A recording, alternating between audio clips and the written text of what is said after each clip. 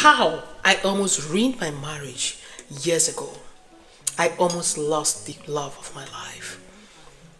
Now that brings a question: how to deal with your in-law without ruining your marriage. When in-laws cross the boundaries, how can you protect your peace and your marriage? These are important questions because I was in the middle of a crossroad years back and I could not find my way. I almost lost the man who loved me so much because I didn't understand the principle on how to triangulate in this relationship. Now let's talk about something that silently destroys many marriages today. Not because they are evil, not because you are weak, but because boundaries are rarely taught and guilt often replaces honesty.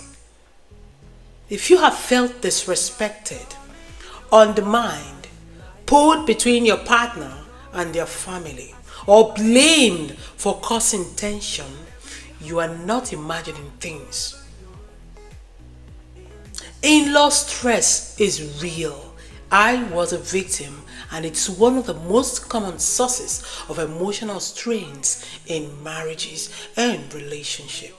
This isn't about choosing sides, it's about protecting your peace. If you are new here, this is Heal&Rise with Adlin.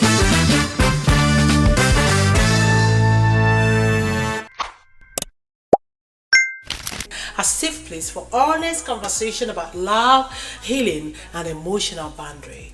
Today, we are talking about how to deal with in-laws without damaging your marriage or losing your mental health. In-law problems are boundary problems. Here's the first truth about the situation. Most in-laws conflicts isn't about personality, it's about boundaries. When boundaries aren't clear, in-laws may overstep decisions, offer unsolicited opinion, undermine your role as a spouse or parent, often unintentionally though. The problem isn't their presence, it's the absence of clear limits and boundary. One of the most painful reality is in-laws issues become marriage issues when your partner doesn't step in. Sometimes we always think it's from the side of the man. No, it could be from the side of the woman and could be from the side of the man. You shouldn't be the one constantly defending yourself. Your partner must be the bridge, not the bystander. Silence may feel like peace, but it slowly builds resentment. Let me share a familiar story with you. A woman feels constantly criticized by her in-laws, how she parents, cooks, or runs her home. Her partner says, they don't mean it that way, just ignore them. Over time, she feels invisible and unsupported, not because of the in-laws, but because the marriage lacked protection.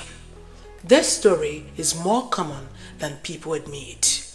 I was a victim of this, and I can tell you it is. Here is how to handle the in-law stress without escalating conflict. Get aligned with your partner first. Unity comes before conversation.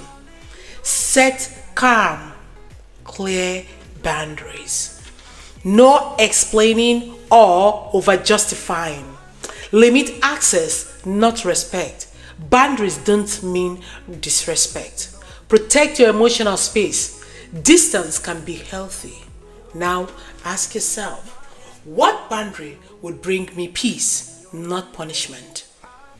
And now ask your partner, how can we handle this together? Because there are common mistakes couples make. Many people believe if I just tolerate it, things will get better. But tolerance without boundaries breeds resentment and not harmony. You can love people and limit their influence in your life, in your relationship, in how you run your home. If they spoke to you, remember, you are not selfish for needing boundaries. You are not disrespectful for protecting your marriage, and you are not wrong for wanting peace. Please hop into the comment section and share. What boundaries do you struggle most to set with your in-laws? Your honesty might help someone. Please don't keep it to yourself. Share it in the comment section. If you don't mind, this is Heal&Rise with Adeline, a place where we'll grow, talk conversation about marriage, relationship, and grow above our fear. If you are happy with what you see, give me a thumbs up. Click on the subscribe button and the notification bell just so that you don't miss my video when I post them. I will be continuing with another episode of this video. If you are happy to do that, I will see you on my next video, and that will be on Monday. Bye bye.